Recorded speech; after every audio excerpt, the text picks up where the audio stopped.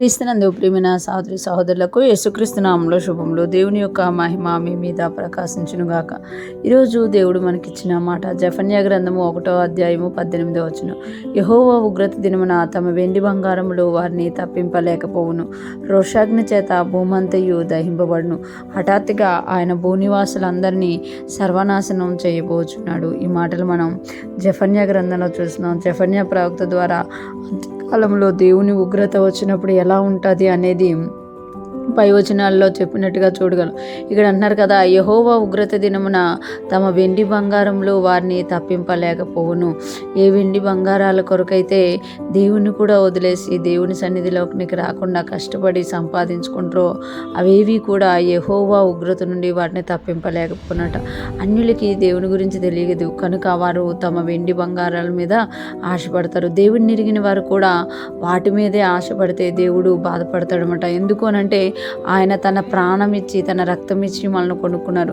పాత నిబంధనలో అయితే ఆయన ఇశ్రాయేల్ వారి ఒక్కరినే తనకు స్వాస్థ్యముగా స్వకీయ సాంపాద్యముగా చేసుకున్నారు. కానీ ఆయనని దేవుడిగా వారు గౌరవించకుండా వారి యొక్క ఆస్తుల మీద, వారు సంపాదించుకున్న వెండి బంగారాల మీద వారు ఆశ పెట్టుకొని వాటి మీదే నిలబడినట్టుగా మనము ఇక్కడ చూడగలుగుతున్నాం అన్నమాట. అందుకే దేవుని ఉగ్రత వచ్చినప్పుడు తమ వెండి బంగారములు వారిని తప్పింపలేకపోతాయి. ఎందుకంటే దేని కొరకైతే వాళ్ళు దేవుణ్ణి వదిలేశారో అవి వారిని దేవుని ఉగ్రత నుండి తప్పించలేవంట. రోషాగ్ని చేత భూమి అంతయు దహింపబడును.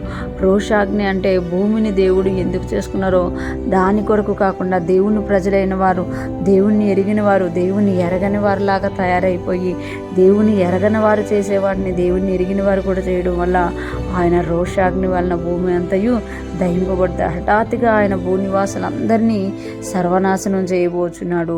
హఠాత్తుగా అంటే నోవాహు దినంలో ఎలాగైతే ప్రళయం వచ్చిందో హఠాత్తుగా దేవుడంట భూనివాసులందరికీ సర్వనాశనం చేయబోచున్నాడంట. కానీ ఈ సర్వనాశనం యేసుప్రభువు వారు కూడా అంటారు కదా, అంత్యకాలంలో అనేకమైన అపాయకరమైన దినాలు, శోధనలు వస్తాయి. కానీ మీరు ఎప్పుడైతే దేవుని వాక్యంలోను ప్రార్థనలోను నిలబడి ఉంటారో వాటన్నిటిని తప్పించుకునే శక్తి దేవుని సన్నిధిలో ఉంది అని యేసుప్రభువు వారు తెలియజేస్తున్నమాట. అలాగే మనం కూడా ఈ ఉగ్రత నుండి తప్పింపబడాలి అంటే ఆయన కొరకు ఆయనతో జీవించినప్పుడు ఈ ఉగ్రత మన మీదకి రాదు. మనం ఆయనతో జీవిస్తున్నప్పుడు మనం వెండి బంగారాలు సంపాదించుకున్న, భూమి సంపాదించుకున్న ఆయనతో ఉంటున్నాం కాబట్టి మనకు వెతికి ఉగ్రత రాదు. కానీ ఎవరైతే దేవుణ్ణి విడిచిపెట్టి కేవలం ఈ యొక్క వెండి బంగారాల కొరకు, భూముల కొరకు, ఆస్తుల కొరకే బ్రతుకుతారో వారి మీదకి మాత్రం ఉగ్రత వస్తుంది అని ఇక్కడ దేవుడు తెలియజేస్తున్నారు. ఈరోజు ఫ్రెష్ మన వింటున్న ప్రతి ఒక్కరు జ్ఞాపకం చేసుకోవాలి.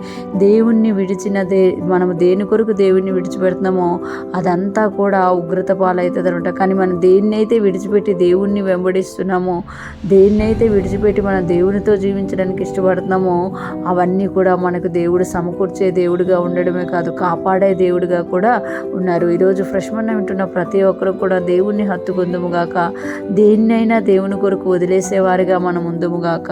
ఆమేన్.